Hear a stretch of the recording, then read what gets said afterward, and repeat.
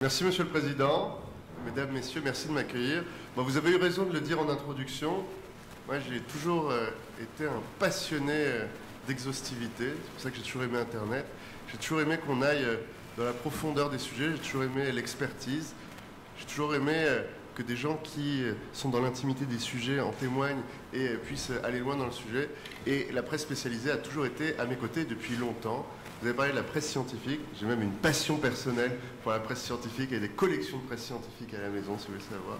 J'ai même des collections de presse juridique. J'ai près d'une dizaine d'années de Gazette des communes à la maison. Alors je ne vais pas tout citer parce que sinon c'est pas assez, mais je vais citer celui qui prend le plus de volume aujourd'hui chez moi. Et vous dire que pour moi c'est extrêmement important, et c'est extrêmement important à titre personnel, mais c'est extrêmement important pour les gens avec qui je collabore, et c'est extrêmement important pour moi au sein du ministère que les gens s'informent, et s'informent de la façon la plus complète. Et je crois que dans toutes les redéfinitions, et puis on va parler de ce que je fais au numérique, de comment je vois ces grandes transformations, mais sur la valeur de l'information et sur la valeur de l'information professionnelle, de la valeur exhaustive, de la valeur de l'information exhaustive, de la valeur de l'information profonde, eh bien, la presse spécialisée défend, elle aussi, le métier de journaliste, qui est parfois décrié par son manque de rigueur, par son manque d'investigation, par son manque de capacité à traiter. Eh bien, la presse spécialisée, elle, a toujours fait la démonstration que le cœur de son métier, c'était bien l'information exacte, c'était bien l'information exhaustive, c'était bien l'information précise. Et pour ça, je pense que la France doit vous remercier. Maintenant, sur les transformations du monde, et sur les transformations des systèmes de valeurs, et sur la transformation des chaînes de valeurs. Comment on va ensemble traverser les 15-20 prochaines années? Voilà, ce discours, je le fais devant vous aujourd'hui. Je l'ai fait avec les constructeurs automobiles il n'y a pas très longtemps. Je le fais avec les grands transporteurs. Je le fais avec de nombreuses entreprises. La question, elle est la même à chaque fois. Comment on va se sortir de cette phase de transition? Il y a une certitude, c'est que le modèle dans lequel vous êtes aujourd'hui n'est pas celui dans lequel vous survivrez pour les 10-15 prochaines années. Alors, on peut construire des modèles qui nous font tenir quelques années de plus, mais il faut qu'on soit capable de construire les modèles qui nous projettent pour quelques décennies de plus.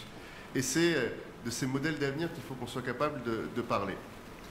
Tout à l'heure, vous parliez de la chaîne de valeur et à tous les étages de la chaîne de valeur. Ce qui est assez universel dans toutes les industries, c'est que ces étages de la chaîne de valeur, ils ont tendance à se tasser, qu'il y a de moins en moins d'acteurs, que certains acteurs rentrent en concurrence avec d'autres étages de cette fameuse chaîne de valeur. Alors vous avez parlé des acteurs plateformes, eux ont un rôle assez particulier dans cette répartition de la valeur. C'est eux qui la redéfinissent, c'est même eux qui en sont les vecteurs, c'est même eux qui en sont les accélérateurs, mais ils ne sont pas seuls. Et vous regarderez dans votre secteur qui est la presse spécialisée, vous avez des purs players numériques de la presse spécialisée qui ne sont pas chez vous, et qui ne s'imaginent même pas faisant partie de la presse spécialisée. Ils en font malgré eux. Alors est-ce qu'il faut les exclure, leur interdire, ou se poser la question de ces transformations? Le secteur du numérique, par exemple, est un secteur qui s'est toujours posé la question de sa place dans la presse. Est-ce que c'est de la presse grand public, de la presse grand public experte, de la presse spécialisée, de la presse pure player en ligne spécialisée, de la presse pure player qui ne se voit ni presse ni player? Donc, il y a un grand sujet sur le secteur du numérique et la presse sur lequel on pourrait aller longtemps. Moi, je suis abonné à quasiment tous les secteurs du numérique, et je peux vous dire la qualité que ça représente. Et donc, si j'en reviens à la redistribution de la chaîne de valeur, et pourquoi j'ai fait la liste de toutes vos demandes, et vous me l'aviez faite avant, et vous l'aviez faite à d'autres ministres, et je vous rencontre régulièrement. Quand je dis vous, c'est la communauté de la presse spécialisée et des syndicats qui la composent. Oui, nous sommes un soutien. Oui, il faut absolument que pendant cette phase de transition, on ne fasse pas tomber et qu'on ne laisse à terre une industrie dont on sait qu'elle est absolument vitale à notre développement. En même temps, vous avez parlé de l'hôtel du progrès. Est-ce que l'on doit ralentir le progrès? C'est toute la façon qu'on a eue de définir la stratégie numérique de ce gouvernement. On a voulu dire comment faire de la France et de l'Europe un champion du numérique au service des humains.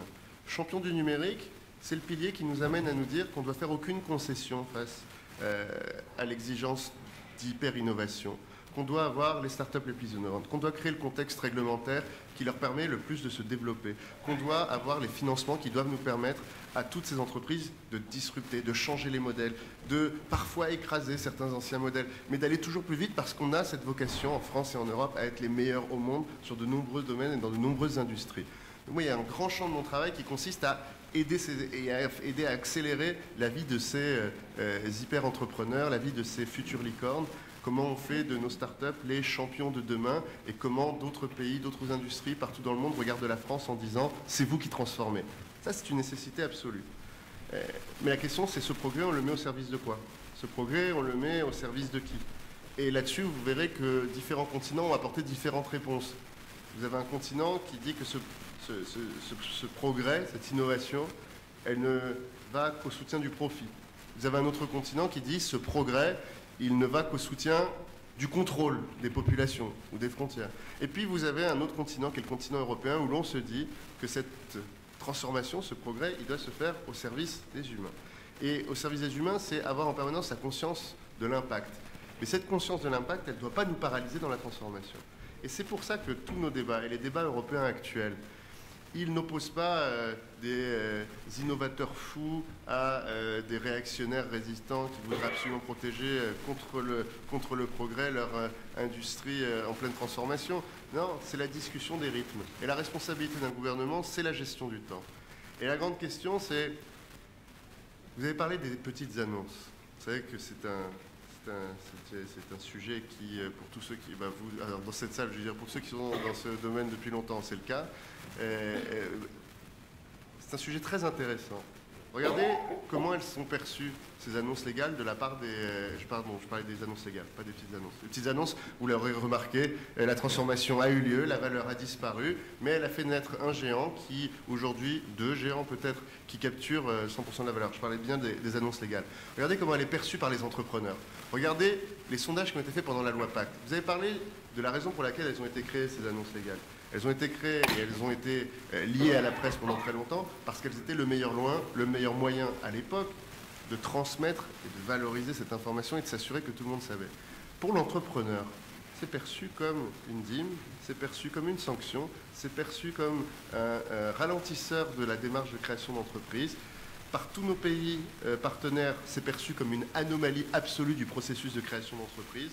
C'est-à-dire comment vous arrivez à expliquer à quelqu'un que, ah oui, alors t'inquiète pas, on va s'enregistrer en ligne, ensuite il y a le délai de publication qui va nous... En fait, ce vocabulaire, pour de nombreux entrepreneurs, est incompréhensible. Et pendant la discussion de la loi Pacte,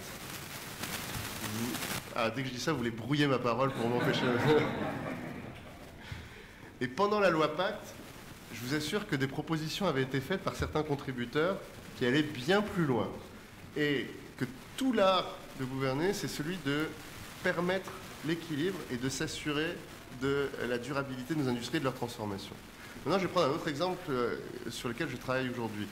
Je vous ai parlé des hyper champions sur la transformation économique. On travaille maintenant sur le sujet des TPE-PME. Ça va vous concerner majoritairement puisque la plupart de vos entreprises sont des entreprises de moins de 50 salariés.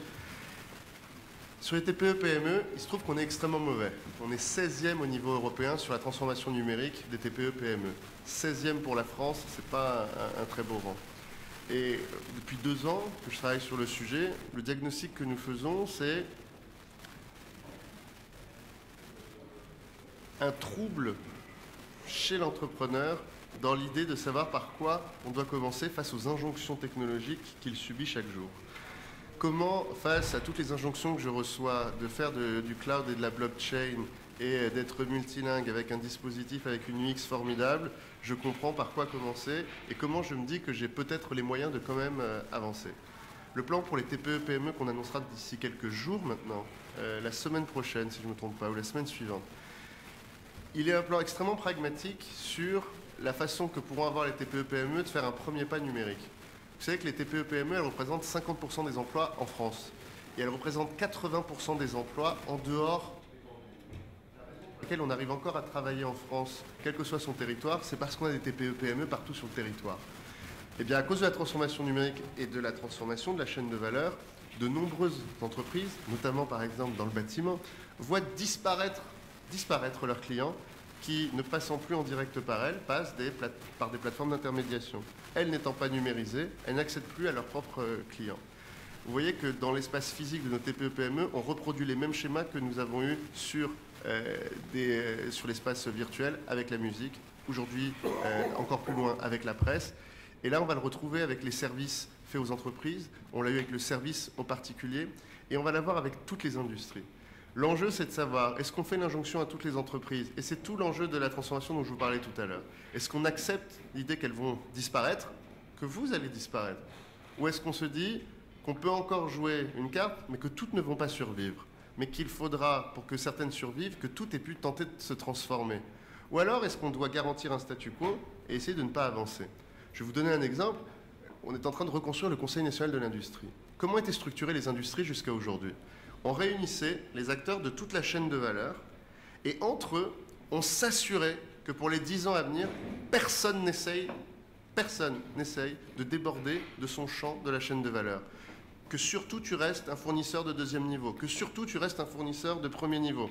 Et on faisait des plans subventionnés par l'État pour subventionner les fournisseurs de second niveau, pour subventionner les fournisseurs de premier niveau, pour aider à l'innovation des constructeurs de premier niveau. Mais à aucun moment, on a regardé venir ceux qui étaient en train de dire nous, ces délimitations, on ne les reconnaît pas trop. Et d'ailleurs, nous, ce qu'on a souhaité faire, c'est être à la fois un fabricant et l'opérateur d'un service de mobilité. Alors là, vous avez les opérateurs de services de mobilité qui disent « Mais non, vous ne pouvez pas être fabricant et opérateur de services de mobilité, on n'a pas le droit. » Le fabricant dit « Nous, ce n'est pas à nous de faire ces services de mobilité. » On a deux choix aujourd'hui. La transformation, la compétition et la volonté d'aller chercher le dépassement de sa place dans la chaîne de valeur, ou alors de tout faire de façon définitive pour la stabiliser, pour la cristalliser, et donc s'assurer d'une mort collective plutôt qu'une adaptation de certains. Eh bien, c'est l'état dans lequel nous sommes aujourd'hui, c'est l'état que toutes les industries traversent, et c'est l'état dans lequel il faut qu'on soit capable de mobiliser toutes les forces au sein de notre État pour donner les chances à tous ceux qui voudront se transformer de se transformer. Donc je vous ai parlé de ce plan pour les TPE-PME. C'est à la fois de l'orientation, du conseil, du financement, pas par la subvention régionale et par l'ouverture à des prêts garantis par l'État pour la capacité à mener des premières actions de transformation numérique. Ça, c'est un premier élément. Le deuxième sujet, c'est la formation de ces salariés, de ces futurs salariés, sur comment on a plus de gens qui ont ces compétences de transformation numérique. Et ça, c'est tout le travail que nous menons depuis plusieurs mois, notamment avec la Grande École du Numérique, avec l'Éducation nationale, avec l'enseignement supérieur, pour s'assurer que vous recevez dans vos entreprises des salariés qui sont préparés à cette transformation. Et puis, le troisième chantier, celui qu'on annonçait avec le Président de la République il y a quelques semaines, c'est celui des états généraux des nouvelles régulations numériques. Parce que, vous allez voir, j'ai passé la majorité de mon discours à être presque menaçant vis-à-vis de vous, mais c'est parce que je suis votre allié. On ne va pas pouvoir durer plus longtemps avec des plateformes qui fonctionnent sans règles, qui ne payent pas le même niveau d'impôt que toutes les entreprises des pays dans lesquels elles opèrent. On ne va pas pouvoir durer très longtemps avec une nouvelle industrie de la valeur qui est basée sur la donnée, dans laquelle aucune obligation de partage n'est faite à des entreprises qui captent quasiment 100%. C'est des choses qu'on n'aurait jamais acceptées dans le milieu bancaire. C'est pour ça qu'on l'a régulé. C'est des choses qu'on n'aurait jamais acceptées dans le milieu du transport. C'est pour ça qu'on a régulé. C'est quelque chose qu'on n'aurait jamais accepté dans le milieu urbain. C'est pour ça qu'on l'a régulé. Donc pourquoi est-ce qu'on l'accepterait dans le milieu numérique sans le réguler? Donc on a un véritable enjeu aujourd'hui de ces nouvelles régulations agiles, de ces smart and agile digital governance, comme disent nos amis qui ne veulent pas utiliser le mot régulation. Mais même nos amis européens des pays du Nord, qui sont contre tout terme de régulation sur les grandes plateformes numériques, aujourd'hui invitent à une coalition européenne pour les gouvernances agiles des acteurs du numérique. Ceux qui ont encore plus peur du mot gouvernance appellent pour de nouvelles règles de la compliance numérique en Europe. Eh bien, que ça s'appelle Agile Governance, Compliance ou Nouvelles régulations intelligentes, c'est le chemin que nous prenons. Et les sujets sont multiples. Il y a le sujet de la fiscalité. Sur le sujet de la fiscalité, vous avez entendu le Président de la République et Bruno Le Maire. Vous voyez où on en est aujourd'hui. On est à 2 pays près. Moi, je suis très optimiste sur l'idée qu'on va arriver à cette première taxe sur les géants du numérique. Mais ça n'est rien, ça n'est pas le modèle de final. C'est un patch, c'est une phase temporaire. Ce vers quoi nous devons arriver, c'est un système qui nous ramène au droit commun et qui fait que quand on a un chiffre d'affaires de 2,5 milliards d'euros d'entreprises PME françaises qui payent de la pub pour toucher des clients français et que ça passe par 100% par des réseaux français, et bien que ce volume d'affaires de 2,2 milliards d'euros soit bien taxé dans le pays où il est généré. Ce que ne va pas permettre la taxe immédiatement, mais ce que permettront des dispositifs si on se mobilise suffisamment tôt pour accélérer les processus actuels de l'OCDE et les processus européens. Le deuxième sujet, c'est le sujet de concurrence. Bon, j'ai entendu votre proposition tout à l'heure, vous avez choisi parmi toutes les solutions celle du démantèlement. Bon, aujourd'hui on a ouvert une réflexion un peu plus ouverte, avec plusieurs scénarios. Le démantèlement en est un qui est soutenu par quelques-uns. Mais ce qui est très important, c'est la question de cette concurrence. Vous m'avez entendu tout à l'heure, je suis plutôt un très grand défenseur de la concurrence. Moi, j'aime la concurrence par l'innovation, la concurrence par l'investissement, la concurrence par le dépassement de sa place dans la chaîne de valeur pour proposer quelque chose de plus fort au client final, qu'il soit une entreprise ou un particulier. Moi, je crois que cette concurrence, elle est extrêmement saine et extrêmement forte et qu'elle apporte du progrès aux civilisations, qu'elle apporte du progrès à notre économie. Mais aujourd'hui, avec nos grands acteurs du numérique, cette concurrence, elle est absolument imparfaite. Nous fonctionnons dans des systèmes de standards fermés, dans lesquels la relation avec une plateforme vous empêche la relation avec d'autres, dans laquelle une plateforme, en ayant créé ses propres mécanismes de relation directe avec le consommateur, ces mécanismes limitants de relation avec le consommateur, vous empêche vous-même d'aller proposer votre offre au bon prix, vous empêche vous-même de rentrer en compétition les uns avec les autres.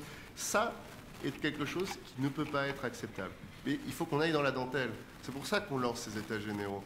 De quoi on parle? Moi, je ne crois pas à l'attitude simpliste qui amènerait à dire qu'en fait, on n'a que deux solutions, le démantèlement ou la sanction pour position dominante. Moi, je crois qu'on peut créer des règles agiles un peu plus spécifiques dans chacune des comportements de ces plateformes. Parce que les plateformes, ce n'est pas un objet, un service et une ligne.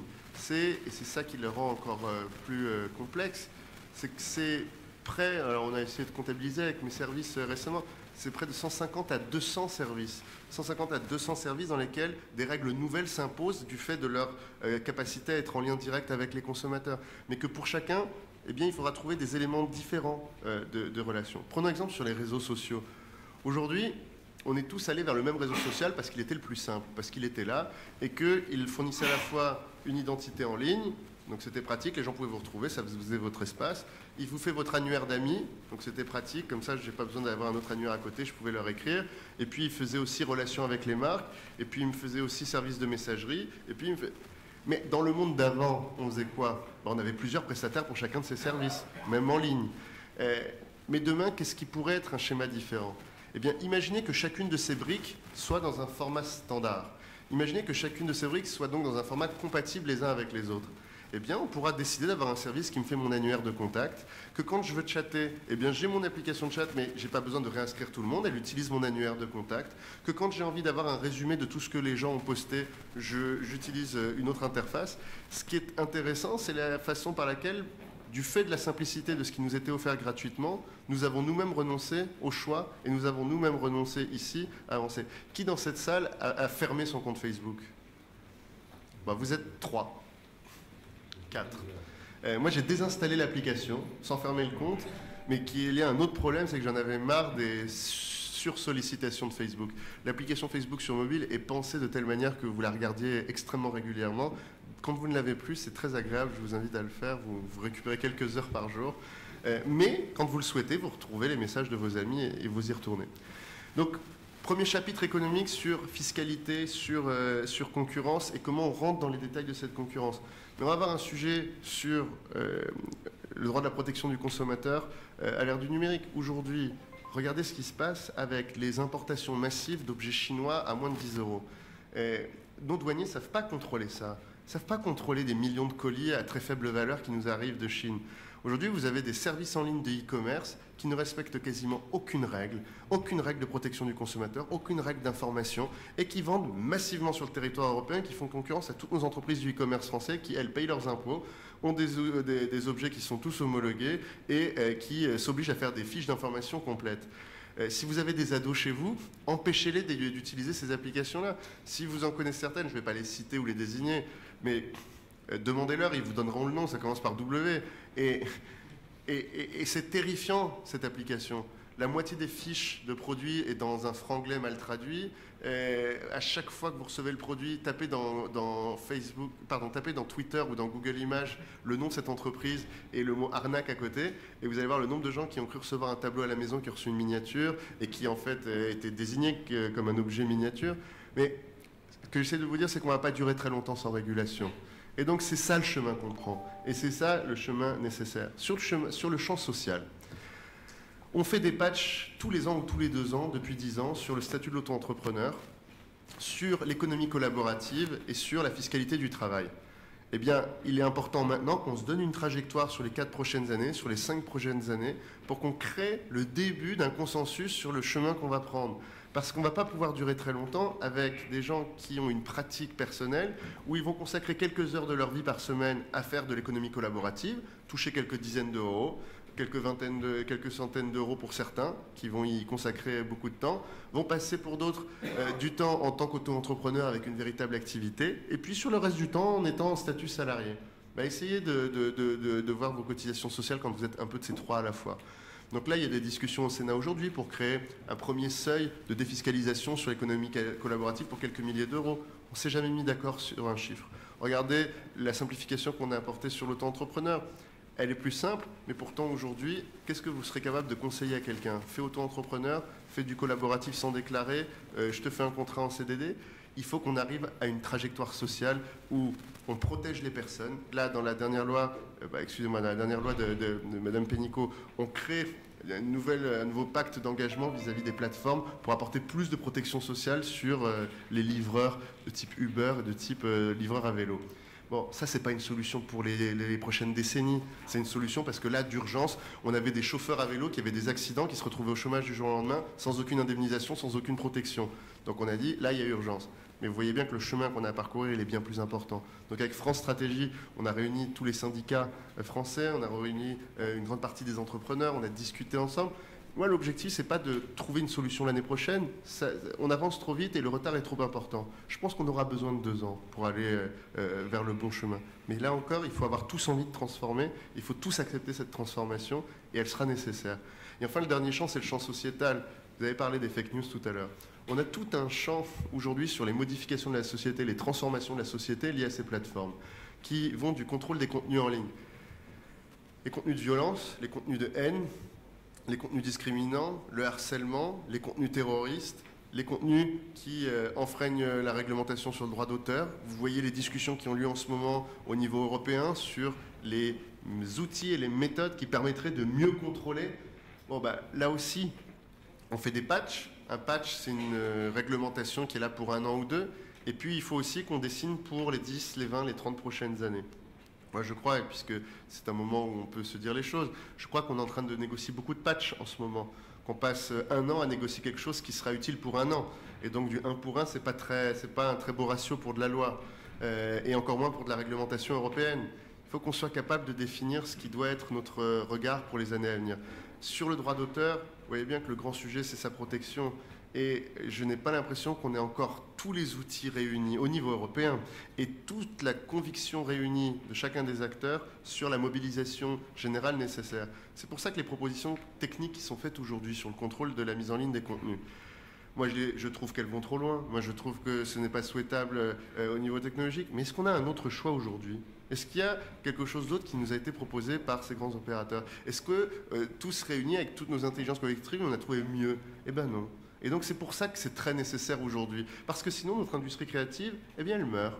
Et sinon nos auteurs, ils meurent. Parce que si on doit pendant ces 5 ans ne rien faire, alors pendant 5 ans ils n'auront plus de revenus. Et pendant 5 ans on tue une industrie et on tue un secteur. Donc c'est pour ça que moi je serai aussi toujours un soutien de solutions qui, même si elles ne sont pas pour moi dans la pureté technologique, eh bien elles sont dans la réalité économique et dans la nécessaire réalité économique de la vie de nos auteurs et dans la vie de nos entreprises. Mais ce sujet-là, comme ceux dont je vous parlais juste avant, il faut qu'on se les définisse maintenant pour les décennies à venir. C'est quoi l'auteur de demain? C'est quoi le droit d'auteur de demain? Comment on protège durablement? Comment on permet à chacun de tirer le profit de son intelligence et de sa créativité? Ça, c'est une vraie discussion à porter et c'est des vrais outils technologiques qu'on doit s'apporter. Moi, je crois à la nécessité absolue d'avoir un nouveau type de régulateur par la donnée, un nouveau type de régulateur par le contenu, qui soit capable de comprendre et d'arbitrer dans la valeur les équilibres de valeur. On a su le faire dans l'énergie, on a su le faire dans le milieu bancaire, on a su le faire à travers l'histoire, ben on saura le faire aussi dans le niveau numérique.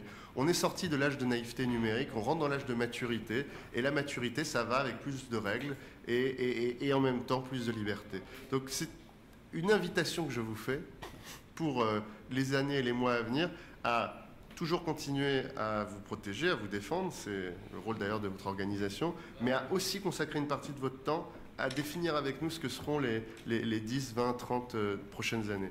Je vous remercie de cette invitation. Continuons la discussion. Vous savez que je suis jamais très loin et que je défendrai aussi souvent parfois la pureté technologique et la pureté du droit, mais je suis absolument, et avec ce gouvernement, un engagé du réalisme des situations et de la nécessité de protéger nos acteurs et nos industries. Donc, merci à vous, continuez à publier beaucoup, je continuerai à rester un abonné fidèle. Moi, je crois qu'on peut monter son prix très loin quand on amène son service très loin. Je crois que c'est une des voies pour chacun d'entre vous. C'est comment, avec plus de services et plus de relations et des contenus toujours au meilleur niveau, on arrive à aller capturer plus de valeur.